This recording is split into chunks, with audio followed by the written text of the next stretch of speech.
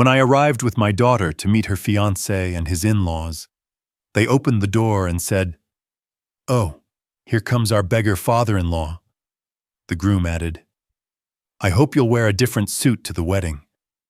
This one looks like it came from the trash." They didn't know that I was the owner of the company where they worked. My response was short and clear. "You're fired." But that was just the beginning. Before we continue, please subscribe to the channel and write in the comments what time it is where you are now. I fed the parking meter 4 quarters and adjusted my Timex. The watch cost me $5 at a church sale in 1992. Still keeps better time than most people's promises. The doorman at the Hayes building gave me the look. You know the one. Like I'd wandered in looking for a bathroom. I nodded at him anyway and headed for the elevator. 25th floor. Elena had texted me the apartment number twice like I might forget. The sweater was gray, Walmart, maybe Target. The khakis had a coffee stain near the pocket from 3 weeks ago. My shoes were scuffed. The whole outfit was deliberate. I call it the invisibility test. Wear something plain. See who treats you like a person and who treats you like furniture. Elena opened the door before I knocked. Her smile was tight. "Dad." "Hi, come in. They're so excited to meet you." Then Margaret appeared behind her. 64. Blonde hair styled into place. Wearing enough jewelry to fund a semester at a state school. Her eyes did a sweep. Shoes to sweater.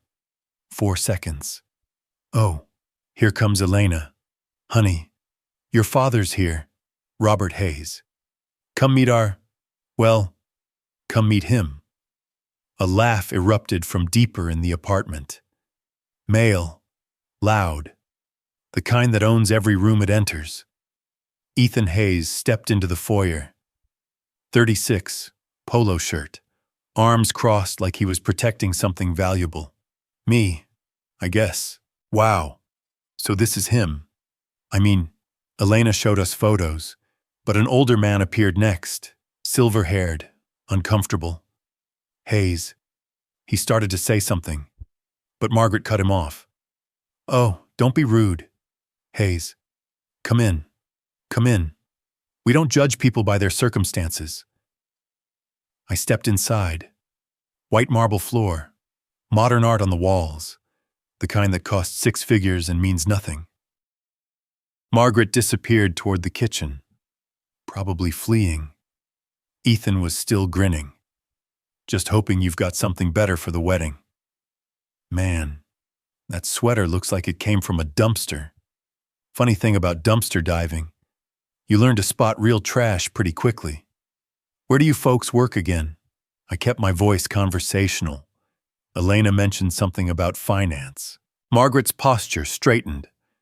Pride does that. "Evergreen Finance Corporation.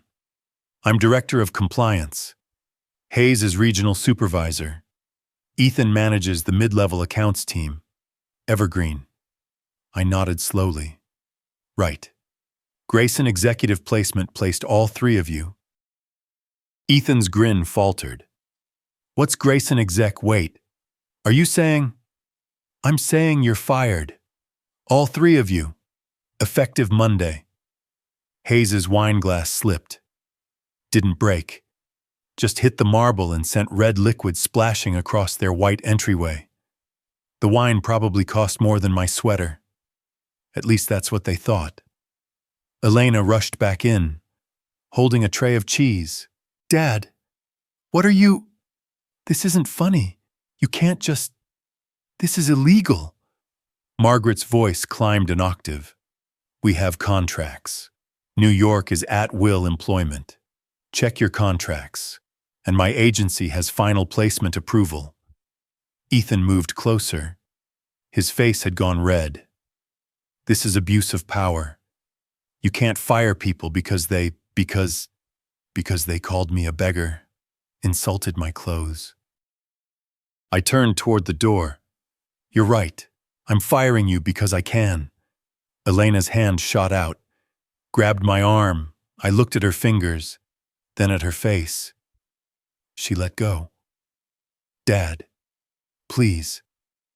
I pressed the elevator button. Once, twice, 3 times. Behind me, voices rose and tangled. Ethan was shouting something about lawyers. Margaret was crying. Hayes just kept saying, "This can't be happening," like a broken record. The elevator arrived. I stepped in. The doors started to close. Elena's face appeared in the gap. They didn't mean it. The door shut. In the lobby. The doorman gave me a different look this time. News travels fast in buildings like this. I walked to my Honda Civic and unlocked it. My hands shook. First crack in the composure. The engine coughed twice before it caught. My phone started buzzing. I tossed it onto the passenger seat without looking. In the rearview mirror, Elena came running out of the building. Waving her arms, I pulled away from the curb. The Timex showed 2:50 p.m. By Monday at 10 in the morning, 3 people would learn exactly what dumpster diving really means. Jonathan Hale's face filled my computer screen at 8:30 Monday morning. He'd been HR director at Evergreen for 7 years. I'd placed him there myself. "Frederick, I've got the paperwork here, but I need to ask." All 3 at once. That's going to raise questions. I shifted the phone to my right hand. The left one was acting up again. Joint stiff. Happens when I'm stressed. Not that I'd admit it. Performance reviews from the past year supported. Check the files. Jonathan glanced off camera again. 4th time since the call started. He kept looking like his boss was standing there with a baseball bat. He wasn't. I checked. I did. They're adequate. Not stellar, but adequate. At-will employment. Jonathan, we both know how this works. Long pause. His jaw worked. This is personal, isn't it? Is that a problem? He sighed. On the screen, his shoulders dropped. No. Your agency's placed 45 people with us in 6 years. We're not going to risk that relationship. Good talk. I closed the laptop harder than necessary. Only sign of satisfaction I'd allow myself. The termination emails went out at 12 noon. I didn't watch them send. Just signed the documents, clicked the buttons, went to get more coffee, found it cold. I'd been there since 7. My phone rang at 2:15. Elena. I let it go to voicemail. It rang again and again. On the 6th call, I heard a car door slam outside, then footsteps on my porch. The front door opened. She still had her key from college. I'd meant to ask for it back 5 years ago. Apparently, today was the day I'd need it. How could you mascara streaked her cheeks? Her hair was a mess. She looked like she'd been crying since Saturday. Close the door. You fired them. All of them. Ethan just called me. He's there.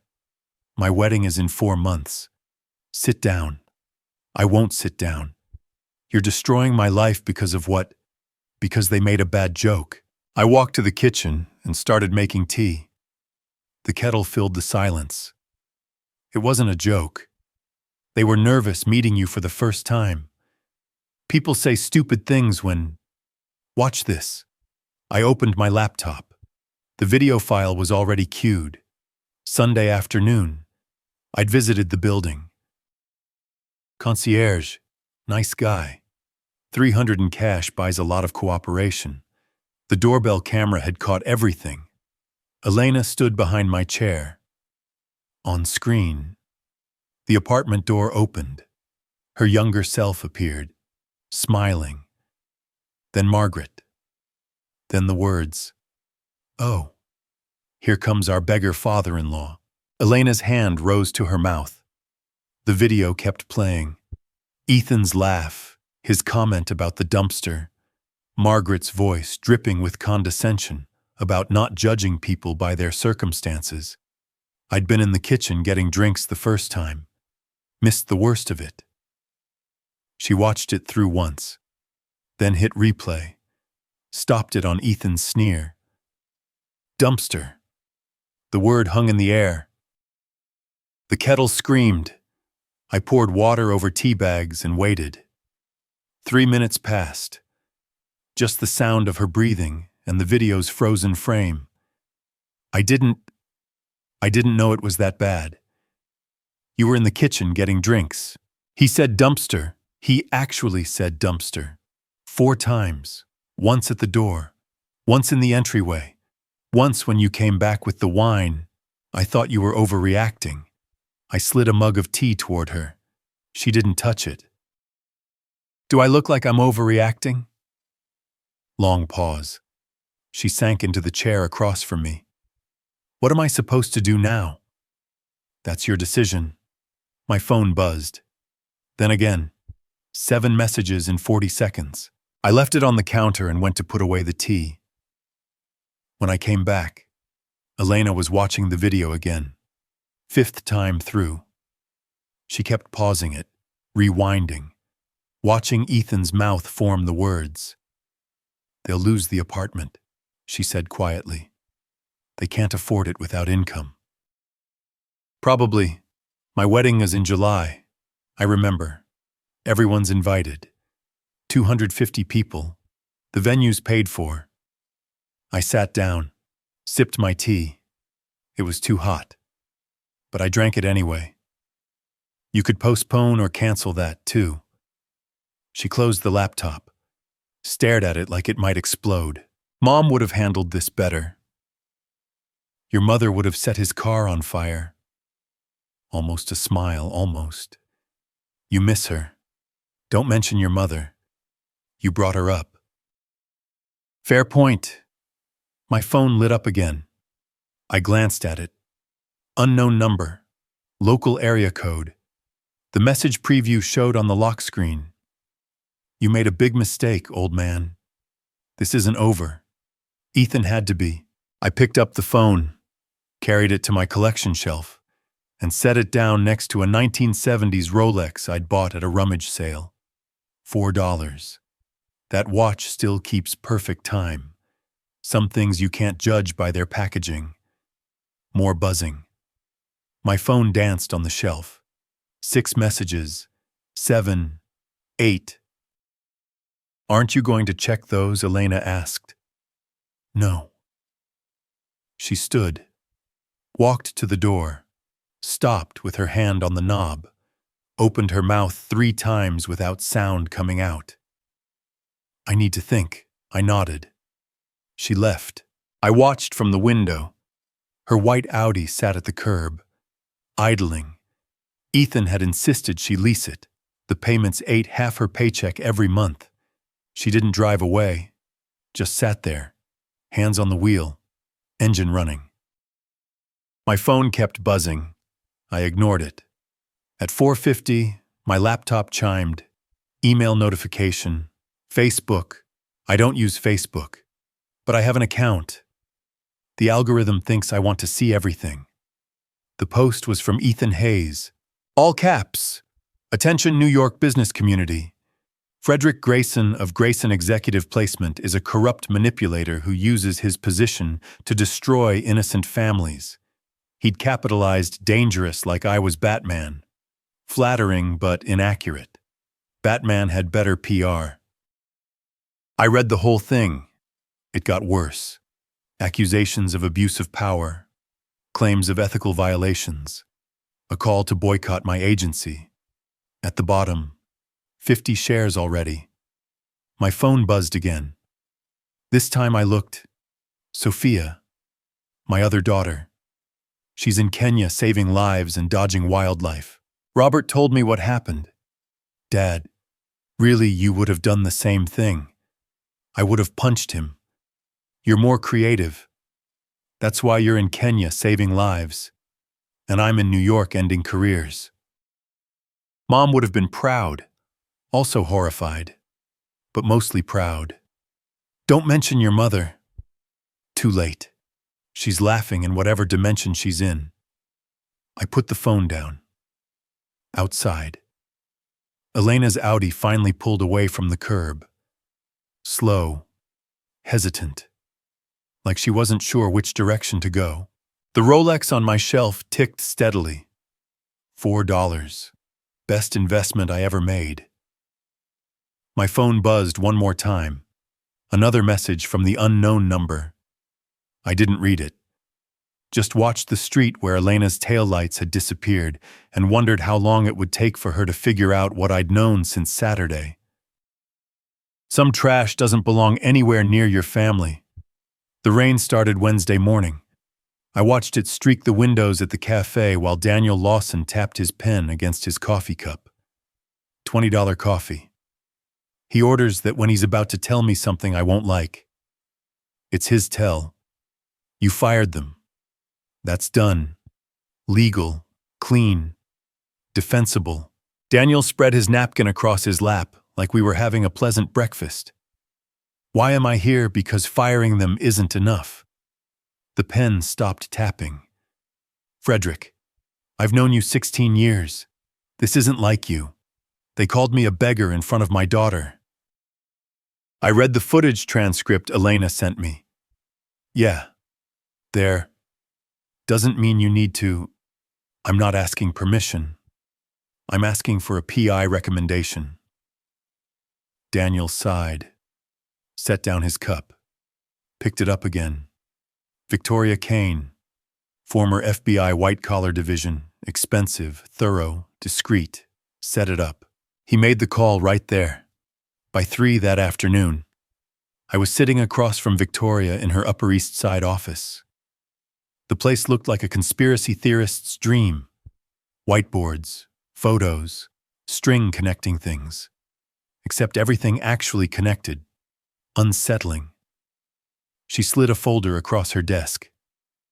Ethan Hayes, BMW 8 Series, 2024, $50,000 still owed. Payments $400 a month. He's 3 months behind. How'd you get this in 3 days? I'm good at my job. You want to know, or you want to stay legal? Point taken. She kept going. Margaret Hayes's credit score dropped 90 points in 7 months.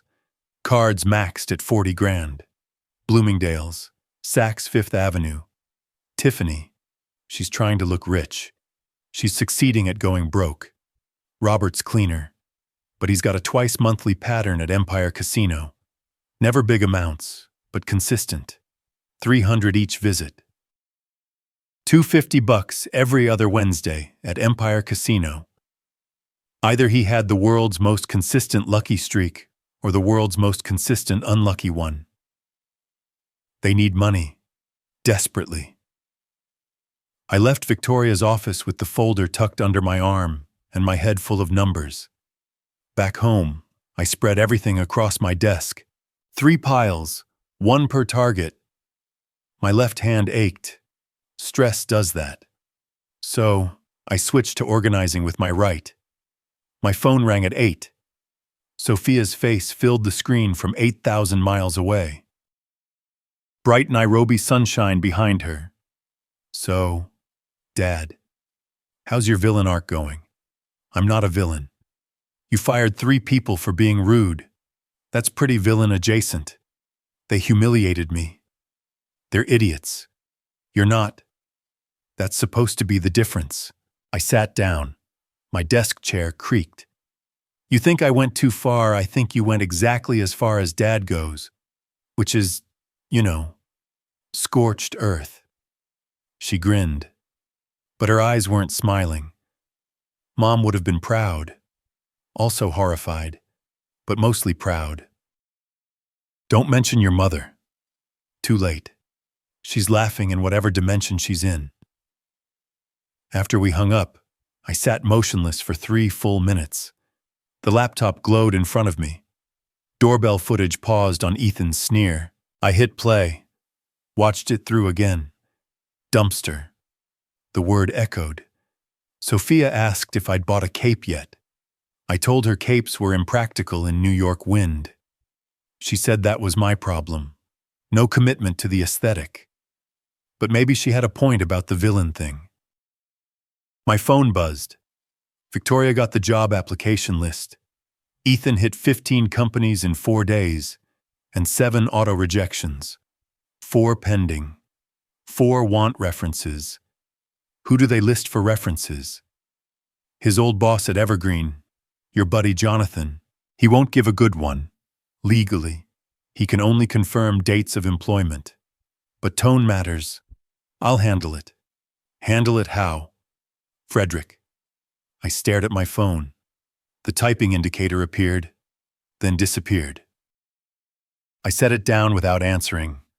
12 a.m. came. I'd poured 3 whiskeys, unusual for me, but the day had been long, and my hands still ached. And Sophia's words kept circling. Villain arc, scorched earth. I opened my email, pulled up Victoria's list of companies where the haze had applied, started typing. Dear hiring manager, I feel obligated to share concerns about candidate reliability and professional judgment based on previous placement experience. Professional, vague, necessary.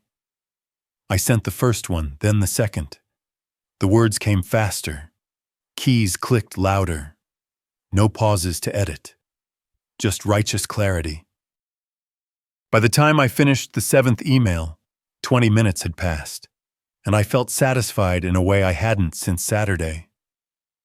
I closed the laptop, went to bed. Thursday morning at 7:15, I woke to my phone buzzing. Email notification. Subject line. FWD concerns about your inquiry. Ethics question. My stomach dropped. Janet Reeves, HR Director at Metropolitan Trust. Below her forwarded message. Someone had written, "Does anyone else find this inappropriate sharing with professional network for input?" I sat up too fast. Head spun. Whiskey and 4 hours of sleep. Scrolled down. The email chain had 8 people on it now.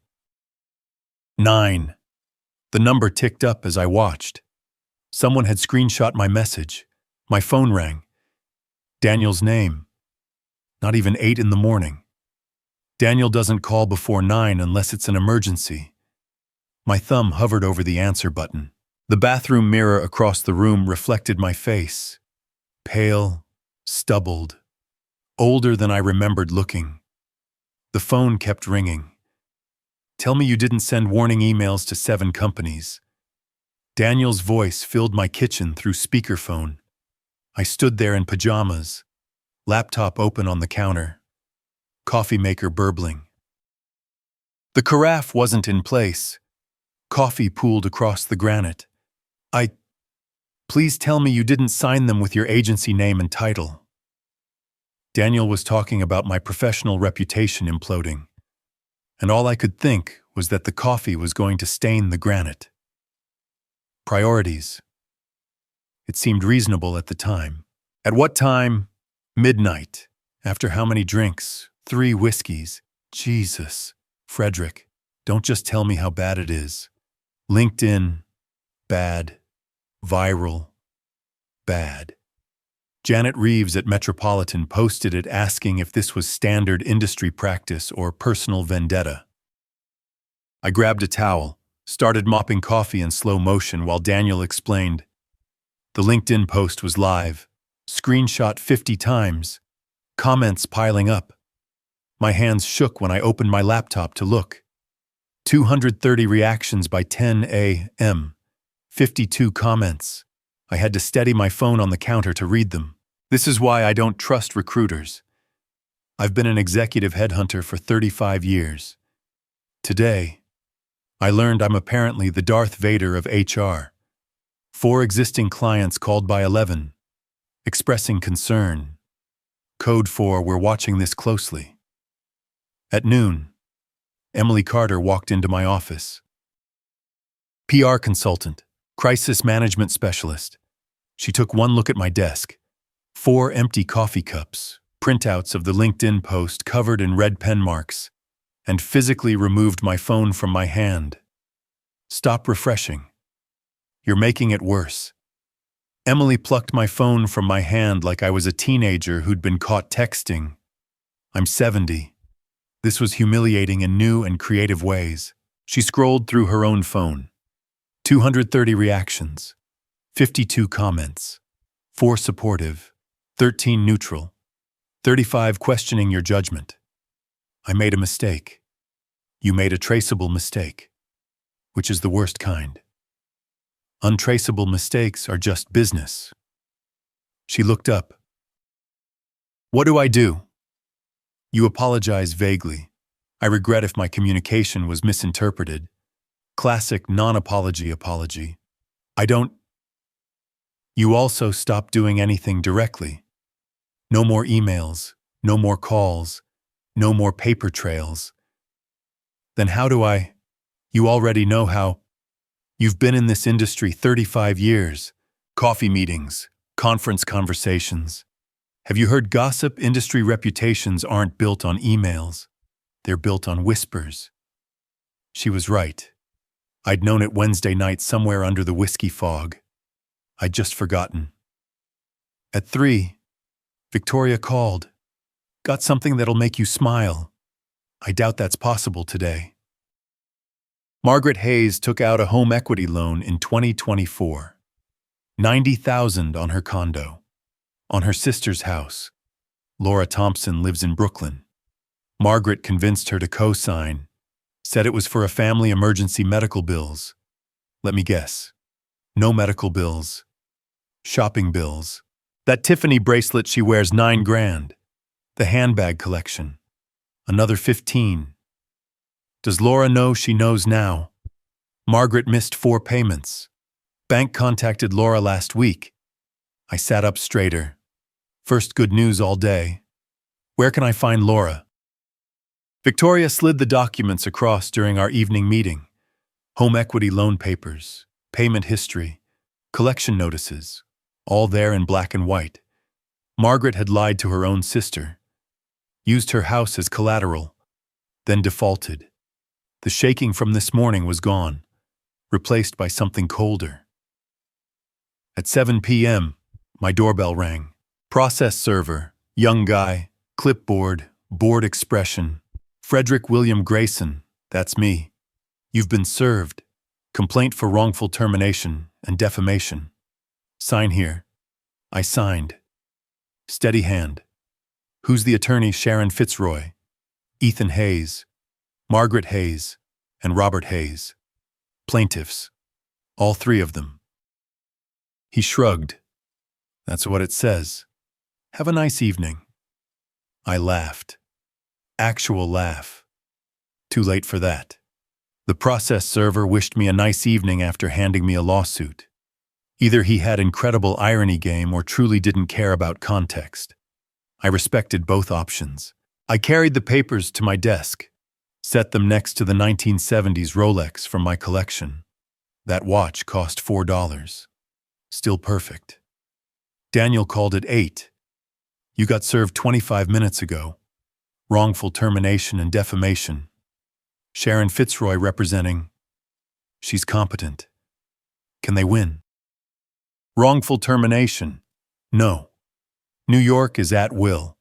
You had placement authority. Documentation is clean. Defamation. That LinkedIn situation doesn't help. What's it going to cost me? Time, stress, and probably $40,000 in legal fees. Maybe a settlement to make it go away. I'm not settling. Frederick. They humiliated my daughter. Fired. That was mercy. This is what they actually earned. I hung up. Stared at the lawsuit papers. Across the desk. The Rolex's second hand swept steadily. Tick, tick, tick. Mechanical. Precise. Patient. My phone buzzed. Text from Elena. First communication since Monday. I saw the LinkedIn thing. Dad, what are you doing? I typed, fixing the mistake. Deleted it. Typed what I should have done from the start. Deleted that. 2. Another buzz. Different number. New York area code. I didn't recognize Mr. Grayson. This is Laura Thompson, Margaret Hayes' sister. I heard you might want to talk about Margaret. I definitely want to talk about her. I stared at the message. The Rolex kept ticking. I'd bought that watch at an estate sale in 2020. The seller thought it was broken. Frederick knew better. It just needed the right person to wind it. My fingers moved across the keyboard. Outside, New York's evening traffic hummed.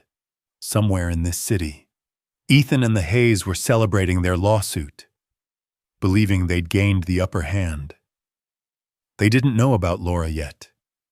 They didn't know about the other things Victoria was still digging up. They thought winning a skirmish meant winning the war. I'd learned better during 35 years building my agency, one careful placement at a time. I texted Laura back. Tomorrow morning, 10 a.m.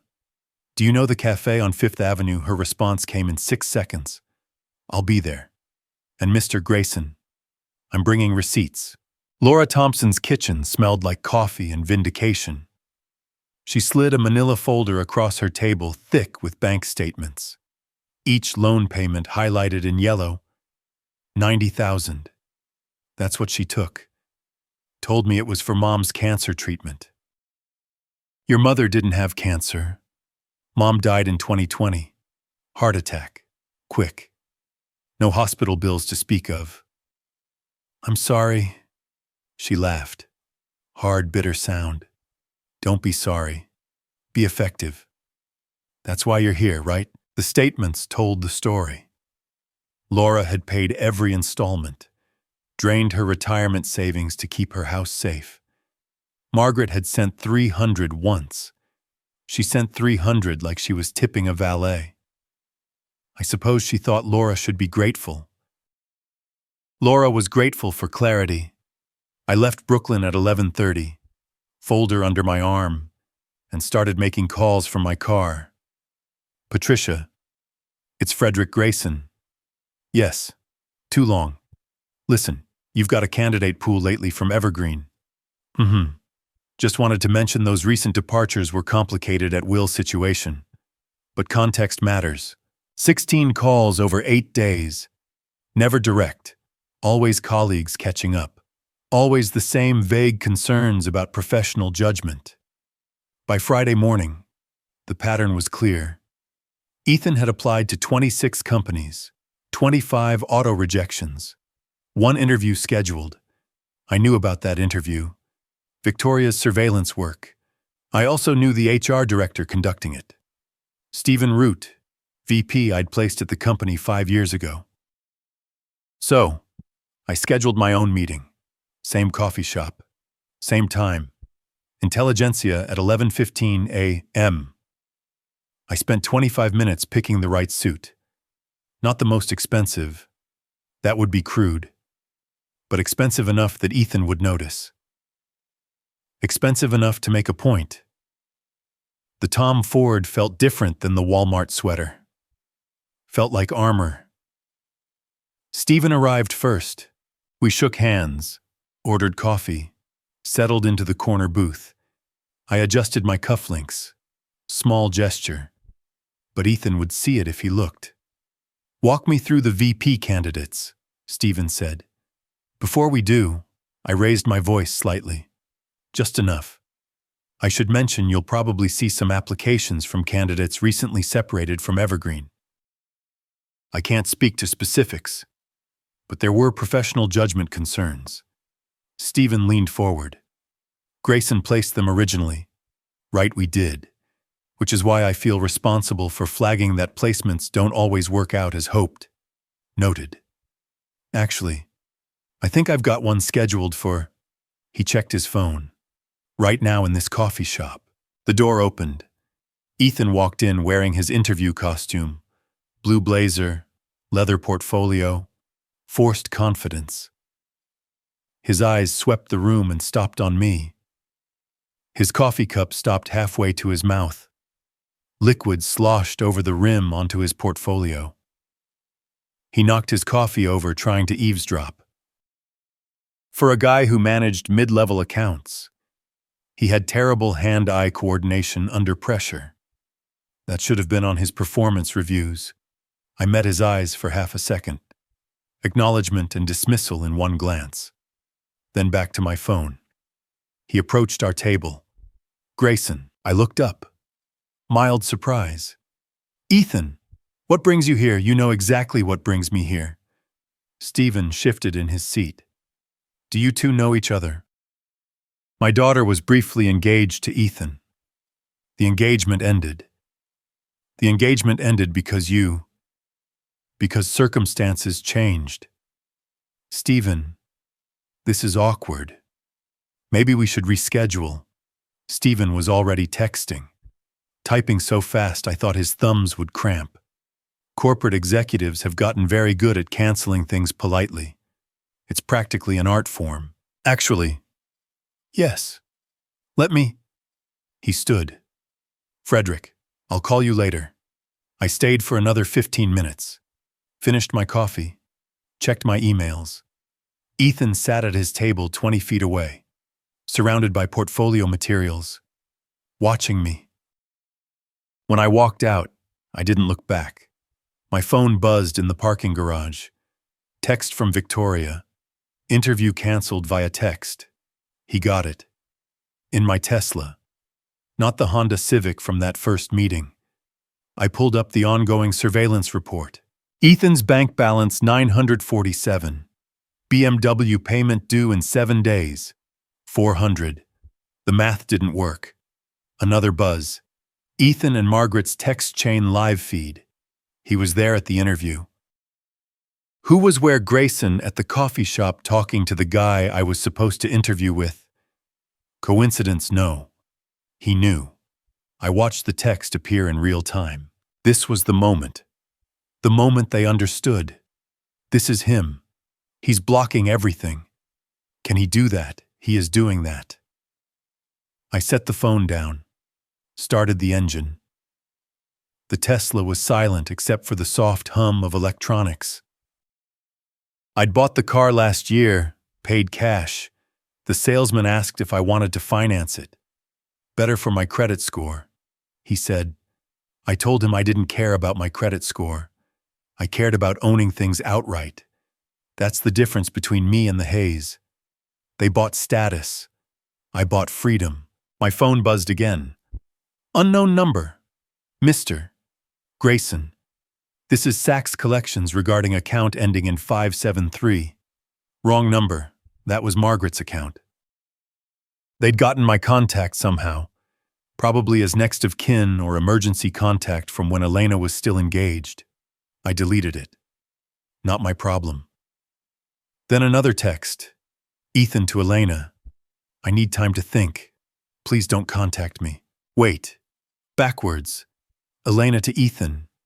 I'd misread it. My phone buzzed again. Ethan's response just now.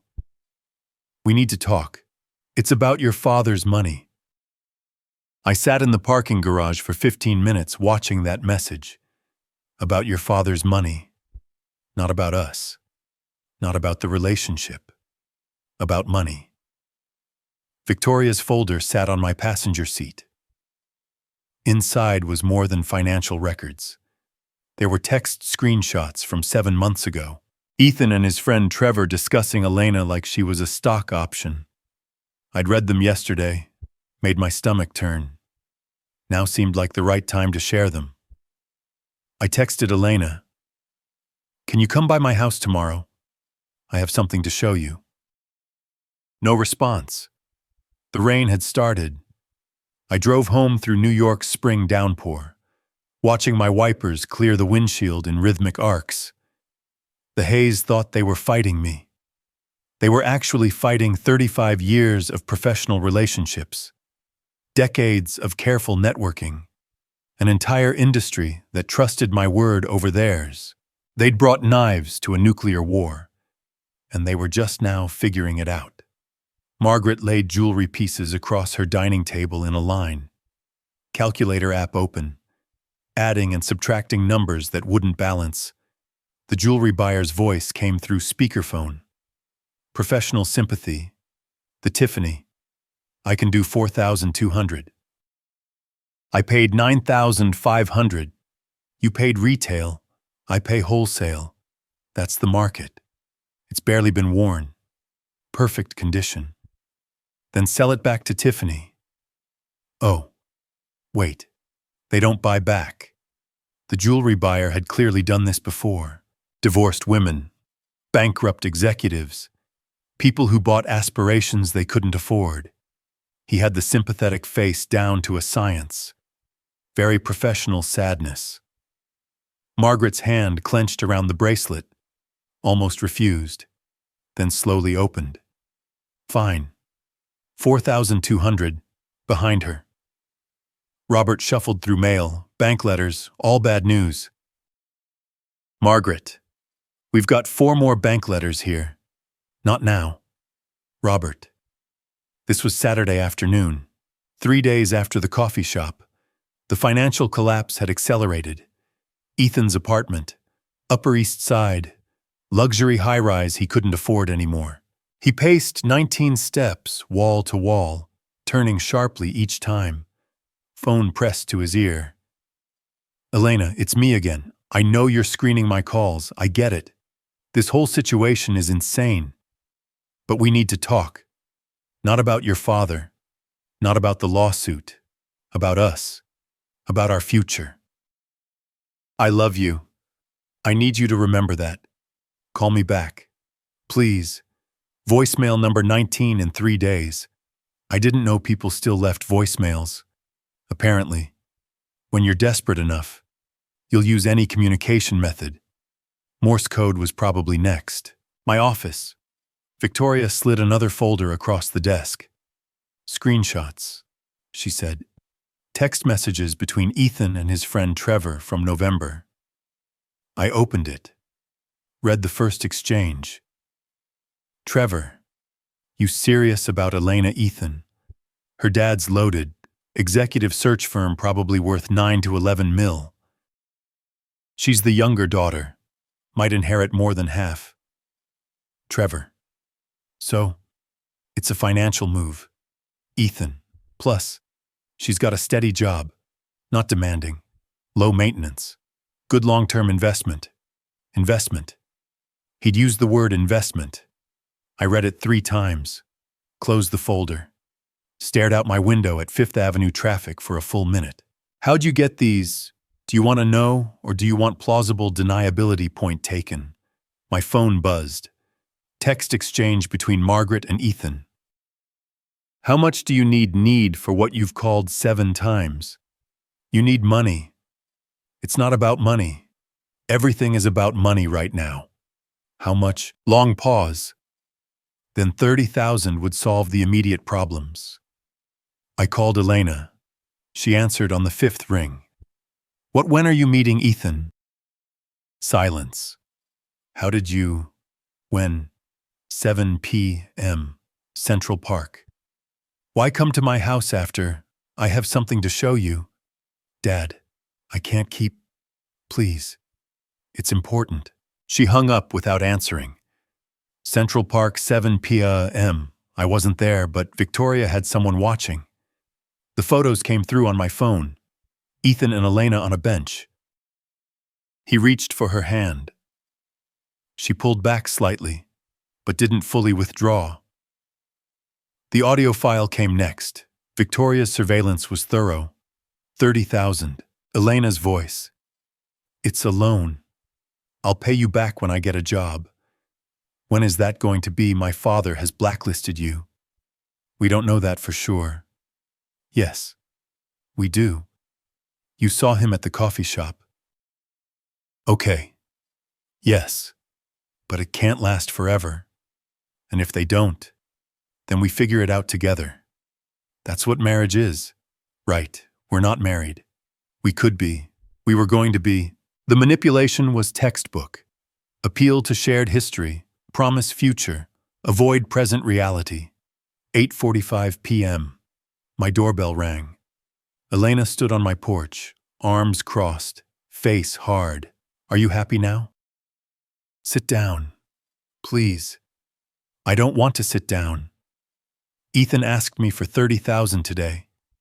He's desperate. They're losing everything. And you feel responsible. I feel like you've turned my life into a war zone. I didn't start this war. The dumpster comment. That's what this is about. A stupid joke. It wasn't a joke to them. And it's not about the comment. It's about who they showed me they are. They're scared. Dad. They're losing their homes. They showed me who they are when they thought I was nobody, when I didn't matter. I opened my laptop. The text screenshots filled the screen. Before you give him money, read these. What is this text messages between Ethan and his friend Trevor from November? 3 months before he proposed. She leaned forward, started reading. Her voice got quieter with each line. You serious about Elena? And Ethan says her dad's loaded executive search firm probably worth 9 to 11 mil. She's the younger daughter. Might inherit more than half. Keep reading. Plus, she's got a steady job, not demanding, low maintenance, good long-term investment. November 15th. He proposed January 4th. She scrolled. Her hand rose to cover her mouth. Ring costs $4,000. Should get me access to at least 1.5 million long-term. ROI looks solid. He calculated return on investment on our engagement ring. I poured bourbon for dramatic effect, then realized nobody was watching. Wasted good drama on an empty room. I'm sorry. You're not sorry. You wanted me to see this. I wanted you to know the truth. The truth is, you destroyed any chance I had at happiness because your ego got bruised. She grabbed her purse, headed for the door, stopped halfway. Maybe he was just talking. Guys talk. There's more from February. She came back, scrolled, read aloud. Ring costs $4,000. Should get me access to at least 1.5 million long-term. ROI looks solid. She set the laptop down, stared at it like it might explode. I need to think. She left. The door closed softly. No slam. That was worse somehow. I sat alone. The bourbon glass sweated condensation onto my coffee table. Outside, spring rain started falling. 10:17 p.m. Text from Sophia. Elena called me. She's devastated. Dad, what did you do? I typed I showed her the truth and deleted it. Typed I protected her and deleted it. Typed I don't know and sent it. Another buzz. Elena, I need copies of those texts. I blinked. Read it again. She wasn't defending them anymore. She wanted evidence, immediate follow-up, and anything else you have on him. Everything. Victoria's folder sat on my desk. There was more. The previous engagement Victoria had discovered. The pattern. Ethan had been engaged once before. Broke it off when he discovered the woman's father was bankrupt. If I gave Elena everything, if she became part of the revenge. Her face when she read those texts. Hand shaking. Voice cracking on the word investment. Third text. Dad, please, I need to know who I almost married. The rain got louder. Sound on the roof used to calm me. Tonight, it sounded like static, like interference. I picked up the bourbon, took a drink. It burned. Texted Victoria. Send me everything on Ethan, the engagement history, all of it. Then Elena. Come over tomorrow morning. Bring coffee. This will take a while. The rain kept falling. Somewhere in Manhattan, Margaret was counting jewelry money. That wouldn't be enough. Robert was probably at Empire Casino, hiding. Ethan was maybe realizing his play for Elena's sympathy had gone silent. And Elena was learning that the man she'd loved had priced her out like a commodity 7 months before proposing. I'd won. The haze were collapsing. Everything was working. So why did the bourbon taste like ashes? Elena arrived at 9:15 Saturday morning with 2 coffees. Hers was already half empty. Mine sat untouched on my desk, going cold while we spread Victoria's initial file across the surface. The texts were bad enough, but you said there's more. There is. Victoria found something yesterday. I wanted to wait until... No more waiting. Just show me. I slid the photo across. Garden party. Formal attire. Couple posing for engagement announcement. The woman looked like Elena. Same age, same build, same dark hair. Her name is Jessica Monroe, Dallas pharmaceutical family. Elena stared at the photo. When was this 5 years ago? They were engaged for 15 months. And 4 weeks after her father restructured his estate, cutting her inheritance due to a family dispute. Ethan broke the engagement. Her finger traced the woman's face in the photo. The physical similarity was unsettling. I'd noticed it immediately when Victoria first showed me. Same type, same target profile. My phone rang. Victoria, I've got something. It's big. 11:30. Victoria's office. She'd been up all night. Coffee cups covered her desk. The whiteboards behind her showed timelines, financial records, relationship patterns. Jessica Monroe, aged 29 at the time, now 34. Father is Roland Monroe, former CEO of Pharmatech Solutions. Ethan met her at an industry conference in 2021. Elena sat forward. How did you find this background check flagged an address in Dallas on his credit report? I started pulling threads. Victoria laid out the timeline like she was briefing the FBI on a serial killer, which in a weird way she kind of was. Serial relationship killer. Does that count 7 months dating? Engagement in April 2022. Wedding planned for July 2023. In May 2023. Roland Monroe had a falling out with Jessica over her career choices. He restructured his estate, reduced her inheritance from $9 million to $600,000. And then Elena's voice was barely above a whisper. Ethan broke the engagement June 4th, 2023. Cited incompatibility and different life goals. That's 4 weeks, 28 days to be exact. I put the 2 engagement photos side by side. Ethan with Jessica, Ethan with Elena. Same smile, same pose, same calculated distance between bodies. The man had a template. By 2 p.m., Margaret Hayes walked into the New York Police Department's 19th precinct. She dressed for the police station like she was attending a board meeting. Full designer suit. Statement necklace. The desk sergeant asked if she was someone's lawyer. Detective Santos took her complaint in a small interview room. Victoria had someone watching. We got the summary by 4. Mrs. Hayes, you're claiming Frederick Grayson is harassing your family. He's destroying our lives. He fired us. He's blacklisting us from jobs. He's turning people against us. Did he threaten you physically? No. But has he contacted you directly since the termination? Well, no. But he's behind everything. She brought a 4-page typed complaint with footnotes. Footnotes. I've investigated actual stalking cases with less documentation. She'd clearly been planning this. Santos called me at 4, professional voice. But I could hear the skepticism. Mr. Grayson, Margaret Hayes claims you're engaged in a harassment campaign against her family. I terminated their employment from a company where my agency had placement authority. That's documented and legal.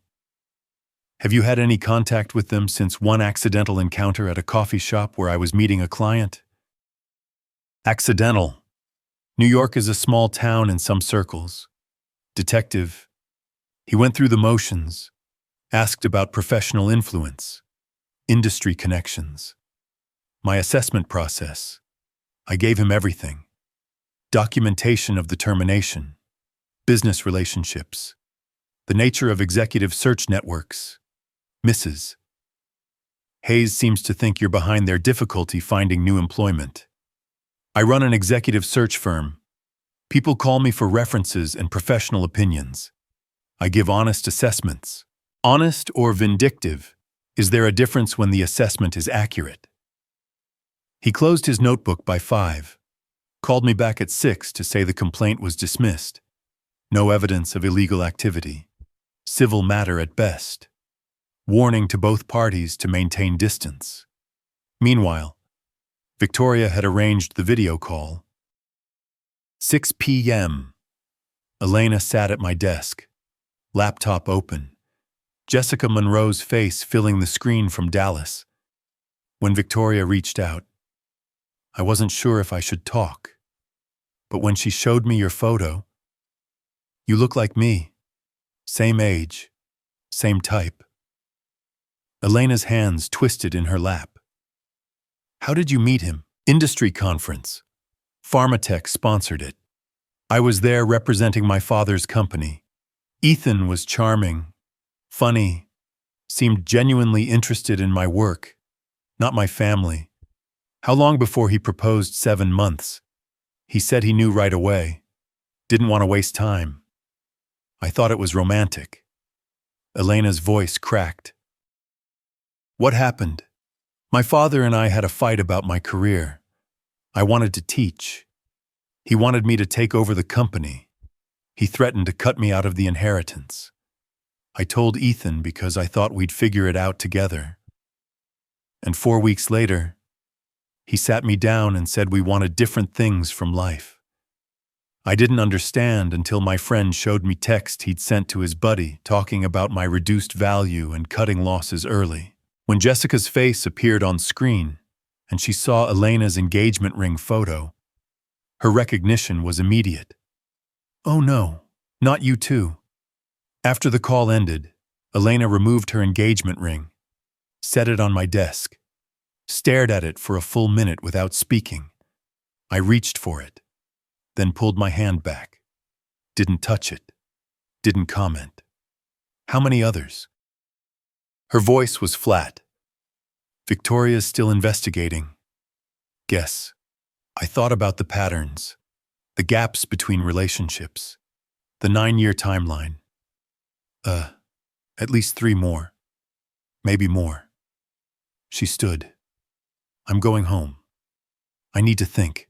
After she left, I sat alone with the ring on my desk, picked it up. 3.5 carats. Quality cut. Expensive, but not extravagant. Ethan's calculation. Impressive enough. Not wastefully large. I thought about Elena's face during the Jessica call, the way her voice broke, the way she removed the ring with shaking hands. I'd wanted to protect her from a bad marriage. I'd succeeded. But the cost, her faith in love, her belief that someone could choose her for herself, that was shattered now. My phone buzzed. Text from Sophia. This stopped being about revenge somewhere along the way. I know. Are you okay? I stared at that question for 6 minutes. Didn't answer. Instead, I opened my laptop. Victoria's full file sat in my inbox. Subject line: Complete Ethan Hayes investigation confidential. I clicked it open. The file downloaded. 90 pages. The preview showed a spreadsheet. Names, dates, engagement timelines, financial profiles, 6 rows. Amanda Pierce, 2018. Father, venture capitalist. Engagement 12 months. Breakup. 3 weeks after father's firm went bankrupt. Olivia Reed, 2020. Father, real estate developer. Engagement 14 months. Breakup 2 months after father's healthcare reduced expected inheritance. Jessica Monroe, 2022. We knew her story. Mia Turner, 2023. Father, tech executive. Engagement 8 months. Ended after parents divorced and assets split. Elena Grayson, 2025. Father, executive recruiter. Expected net worth 9 to 11 million. My hands started shaking. 11:17 p.m. Text from Victoria. Found something else. Checking details before I send. You're going to want to sit down for this one. Before I could respond, make that plural things multiple. My phone rang. Elena's name. Dad. I need you to set up a meeting. Me, you, and Ethan face to face. That's not a good idea. Let me handle. I'm not asking permission. I want to look him in the eye when I tell him I know about Jessica and whatever else Victoria is finding. I want to watch him try to lie to me. Elena, you wanted to protect me. I get it. I'm grateful. But this is my life. He tried to steal. My turn now. She hung up before I could argue. Another buzz. Victoria, screw it. Sending now. Call me when you've read it. The file downloaded. Updated spreadsheet. New research notes. Timeline analyses. 9 years. 6 confirmed victims. Possibly more. Victoria hadn't verified yet. I'd won. The haze were collapsing. Ethan's pattern was exposed. So why did I feel like I'd lost something? 2, I didn't sleep Saturday night. By Sunday morning at 10, Elena was back at my dining table. We'd spent 3 hours going through every page of Victoria's file when my phone rang. Jonathan Hale. Sunday call meant trouble. Frederick, you need to see this. New York scene is running something at 3 p.m. I got a preview. They interviewed the Hayes. What kind of interview? The sympathetic kind. Cruel millionaire destroys innocent family over dinner party insult kind. Michael Vaughn wrote it. Michael Vaughn writes lifestyle content like he's uncovering Watergate. Sources say he discovered from the Hayes themselves. Investigative journalism at its finest. Let it make noise. I've got doorbell footage, financial texts, and 6 victims on record. Let them tell their story. Then I'll tell mine. 3 p.m. The article went live. Millionaire's Petty Revenge Destroys Family by Michael Vaughn. Elena read it aloud while I paced. Margaret Hayes, a dedicated compliance director with 16 years' experience, describes the devastating moment her family's lives changed forever. Quote from Margaret. We made a social misstep. One comment. And he used his power to destroy everything we built. Keep reading. Ethan Hayes, a promising young finance professional, speaks through tears. He actually cried for this guy. I loved Elena. I wanted to build a life with her. Her father decided I wasn't good enough based on my clothes and my family's income level. He's good. I'll give him that. My phone started buzzing. 4 clients within 15 minutes, each expressing concern. 4 clients called to express concern, which is corporate speak for we're watching to see if you're still useful or toxic. I assured them I was still useful.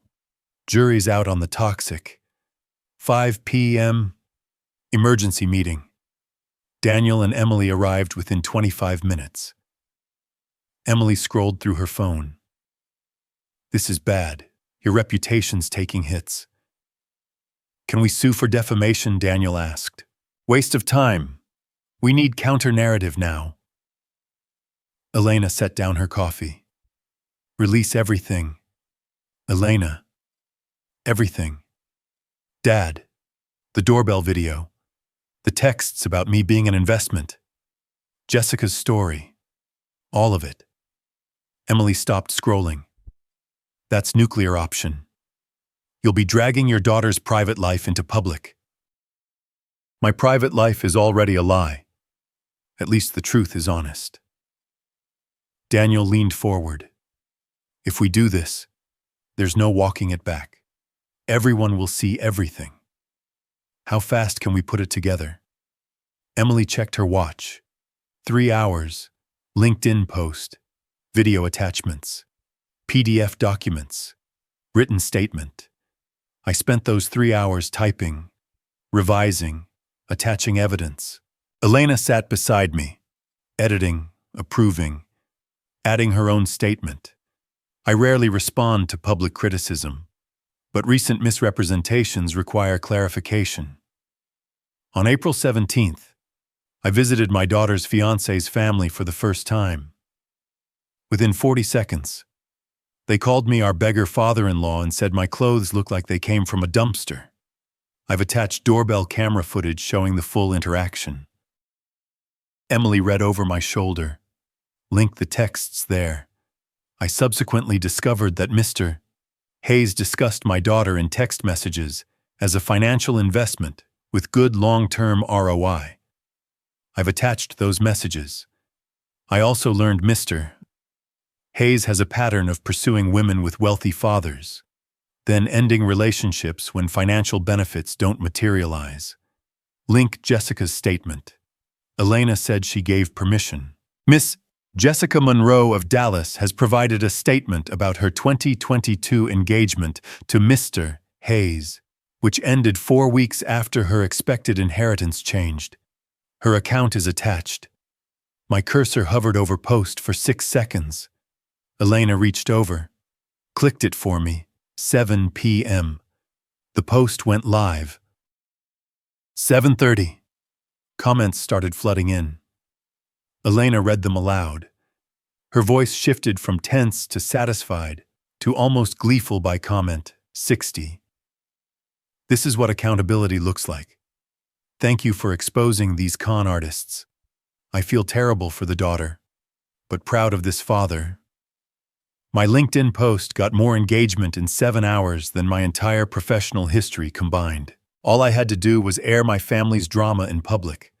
Marketing gold. 9 p.m. Michael Vaughn posted an update to his article. Editor's note.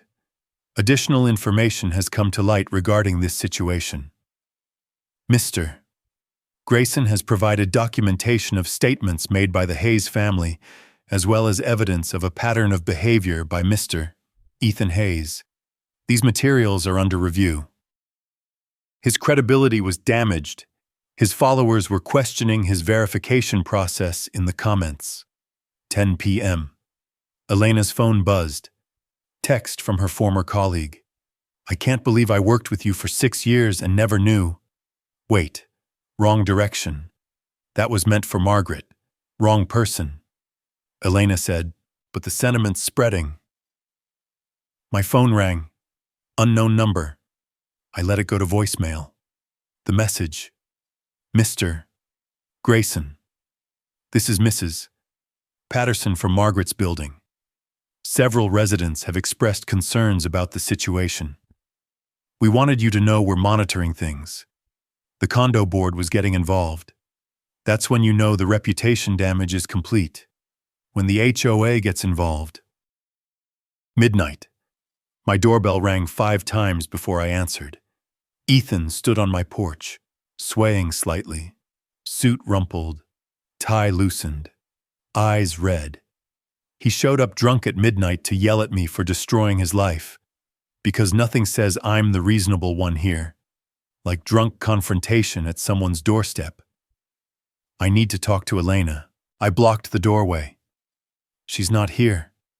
You destroyed my life. You destroyed your own life. I just showed people what you did over a stupid comment. I called you a beggar. So what? This was never about the comment. It's about who you are. What you did to my daughter. To Jessica. To Amanda. Olivia. Mia. He stumbled. They were different. Elena was real. Row 6. That's what she was to you. Row 6 on a spreadsheet. I loved her. You loved her father's net worth. There's a difference. He stood there swaying, mouth working, but no words coming out. Finally, what am I supposed to do now? Start over somewhere else with someone who doesn't have a father worth $9 million? I can't. His voice cracked. Everything's gone. Job, apartment, Elena, everything. For a moment, I saw it. Genuine human breakdown, not manipulation, not calculation. Just a 36-year-old man realizing he'd built his entire adult life on sand. Then the moment passed. I'll call you an Uber. I'm calling you an Uber. You're not driving. I used my phone, waited with him on the porch in silence until the car arrived. Watched him stumble into the back seat. The taillights disappeared around the corner. My phone buzzed. Elena, Ethan just texted me. Said he went to your house. Are you okay? I'm fine. He's drunk and sad. I sent him home in an Uber. You sent your enemy home safely. He's not my enemy anymore. He's just broken. 3 dots appeared, disappeared, appeared again. Dad, I'm ending the engagement officially tomorrow. Daniel's drafting the letter. You don't have to do that publicly. I want it documented. Legal, final, no ambiguity. Another buzz. Unknown number. Mr. Grayson. This is Amanda Pierce. Jessica Monroe gave me your contact. I was Ethan's first, row 1 on that spreadsheet. I'd like to talk, before I could process. Another text. Different number. Mr. Grayson. Olivia Reed here. I just saw your LinkedIn post. I need to tell you what Ethan did to my family. My phone buzzed again. Mia Turner, row 4. They were all emerging. All the victims finding each other through my public post. My phone wouldn't stop buzzing. Downstairs, a car door slammed. I looked out the window. Margaret Hayes's BMW parked haphazardly at my curb. Hazard lights flashing. She got out. Looked up at my house. Saw me in the window. 64 years old. Overdressed. Makeup running. She cupped her hands around her mouth. Where is my son? I opened the window. I sent him home. He's safe. Safe, you destroyed him. You destroyed all of us. You destroyed yourselves. I just held up the mirror. She swayed, whether from emotion or exhaustion. I couldn't tell. I hate you, I know. She got back in her BMW, drove away. The hazard lights disappeared. My phone buzzed again. 6 women now in a group text. Planning to meet, to compare notes, to consider action against Ethan. I sat in my dark living room, phone glowing. The Hays were destroyed, Ethan's pattern exposed, future victims protected. But my daughter's engagement ended in public scandal. Her trust in love shattered. Thousands of strangers knew her humiliation. I scrolled through LinkedIn comments, stopped on one. I feel bad for the daughter. She's a victim, too. Elena's Facebook cover photo had changed to solid black. No caption. I texted her, "You okay?" 11 minutes later, define okay. I'm sorry this got so public. Don't be. You didn't make it public. They did. You just told the truth. Truth sucks. Though, my watch collection shelf caught streetlight. 40 watches. Each one a treasure someone else thought was trash. I'd always been proud of seeing value where others didn't. Tonight, I wondered if I'd seen the cost clearly enough. The text came at 2:27 Thursday afternoon. Unknown number. This is Robert Hayes. Can we meet alone? Please. I stared at my phone for 6 full minutes. Thumb hovering over the keyboard. Delete, block, reply. Why his response came immediately. Because I owe you an apology, and because I need to ask you something. Your wife and stepson know about this. No. This is just me, man to man. I named Central Park, the pond, 5 p.m. Same bench where Ethan had proposed to Elena 9 months ago. She told me that detail during one of our careful conversations. The location choice was deliberate, though I wasn't sure what I was trying to prove. That I have a sense of irony. That I'm petty. Both. I arrived 25 minutes early. Summer heat. Families with children. Joggers passing. The normalcy felt wrong. Robert appeared at 5:10. Walking slowly. He'd developed a limp. New since I'd last seen him. The clothes were Target, not designer. The fall was visible in every detail. He sat heavily, leaving 3 feet of space between us. Thanks for meeting me. I almost didn't come. I wouldn't have blamed you. Why are you here, Robert? To tell you that you were right about all of it. I don't need you to tell me I was right. I know.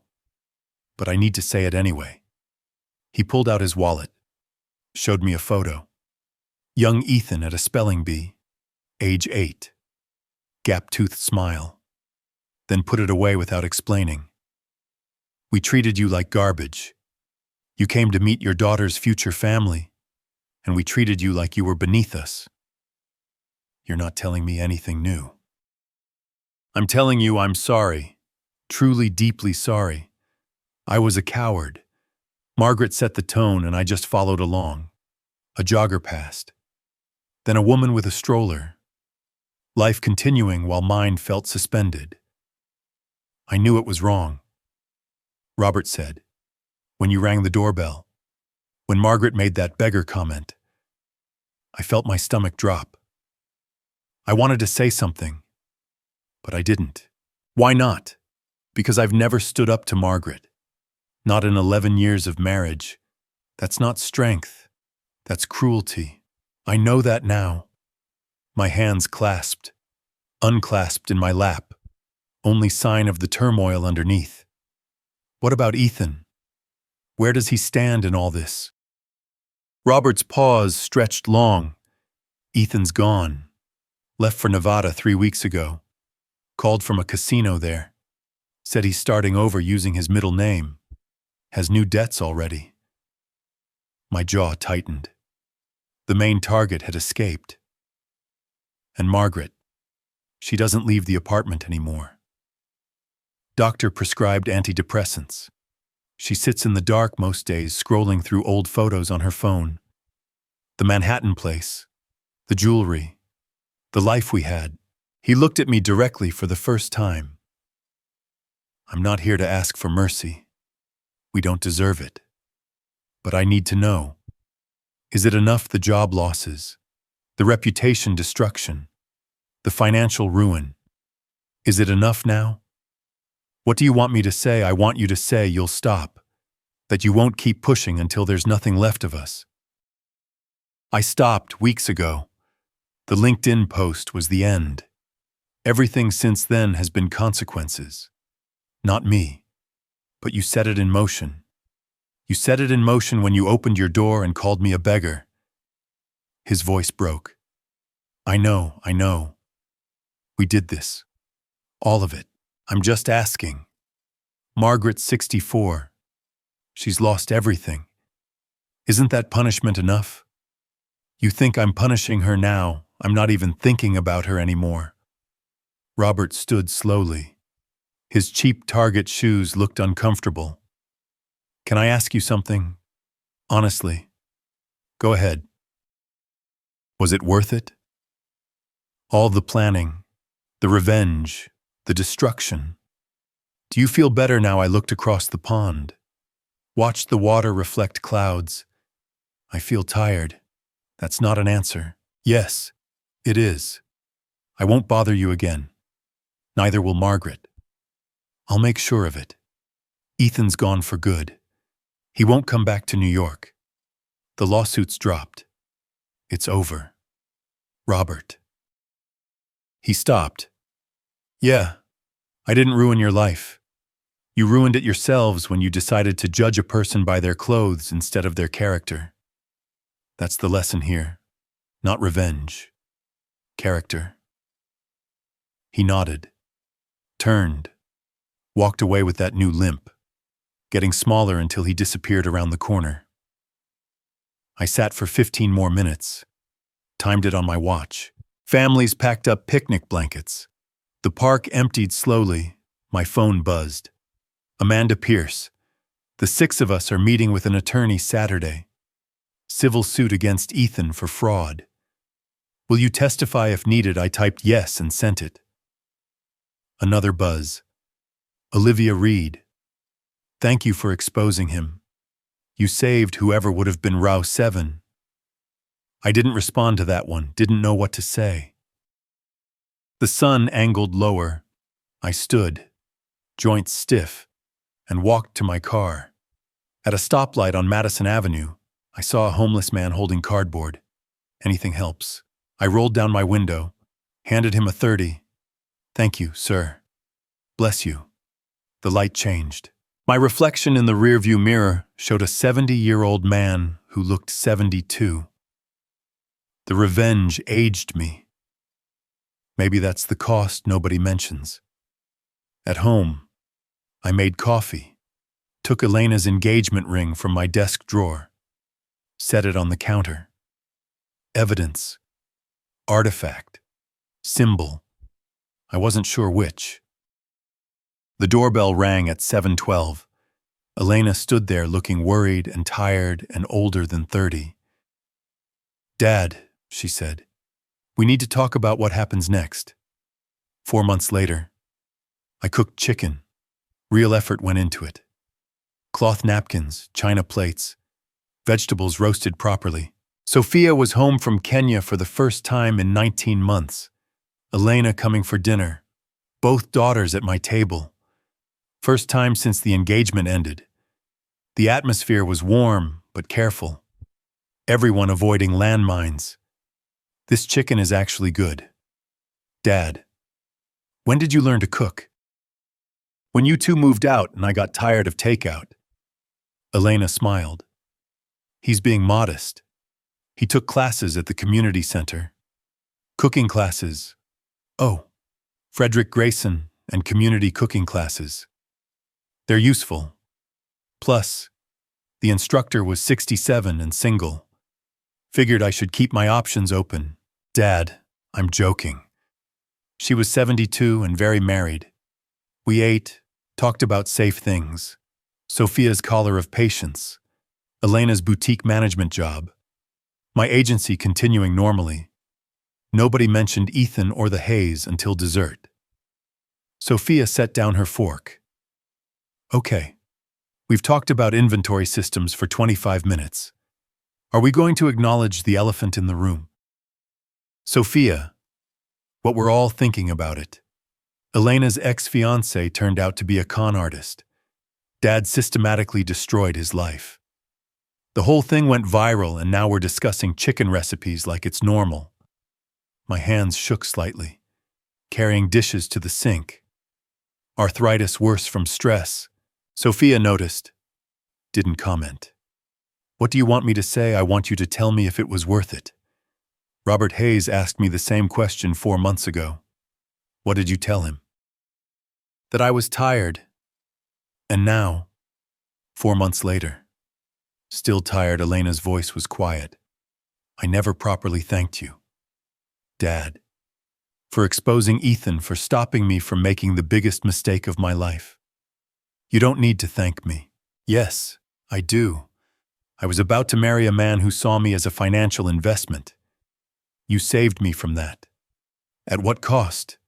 She blinked. What do you mean you haven't dated anyone in 5 months? You barely answer when I ask about your personal life. I destroyed your faith in relationships. You didn't destroy it. Ethan did. You just showed me the truth. The truth can be its own kind of cruelty. Maybe. But I'd rather know than be fooled. Would you really? Sometimes I wonder if you'd have been happier never knowing. After dinner, I took Sophia to my watch collection room, showed her the newest edition, vintage Omega I'd bought at Ethan's estate sale for $300, worth $4,000.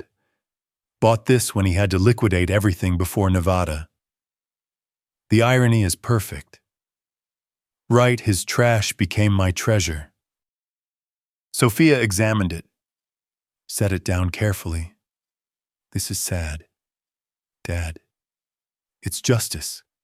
It's a watch that reminds you every time you look at it that you spent 7 months destroying people. That's not justice. That's just sad. They destroyed themselves. Did they, or did you help? A long pause. Both. We sat in silence. Then I confessed what I hadn't told anyone. I became someone I didn't like. Someone obsessed. I paid thousands to dig up dirt. I manipulated situations. Released private information publicly. You protected Elena. I could have protected her with a conversation. I chose destruction instead. They called you a beggar in front of her, and I turned their lives into a public spectacle. Which one of us went further? The doorbell rang at 9:20. Unusual late delivery. Registered letter requiring signature. I opened it at the kitchen table, both daughters watching. The typed note made my face drain color. You won this round, old man. But the game isn't over. No signature. Return address. Nevada. Elena grabbed it. He's threatening you. We need to call the police. I took it back, folded it carefully, put it in a drawer. No. It's over. I'm done. Just like that. You're letting it go. What's the alternative? Chase him to Nevada. Spend the rest of my life making sure he never succeeds at anything. Some people would. I'm not some people. Not anymore. I was for a while, but I'm choosing not to be now. We moved to the back porch. 3 coffee cups catching the last autumn sunlight. Nobody spoke for several minutes. Sophia broke it. You know what's weird? 7 months ago, we were planning a wedding. Now we're just here. Here is better than there, Elena said. I nodded. Didn't speak. The watch on my wrist was my vintage Timex, not the Omega. I'd chosen it deliberately. Some treasures are about sentiment, not value. My phone buzzed. Jonathan Hale, client meeting Tuesday at 10 a.m. They want you specifically. Business continues. Life continues.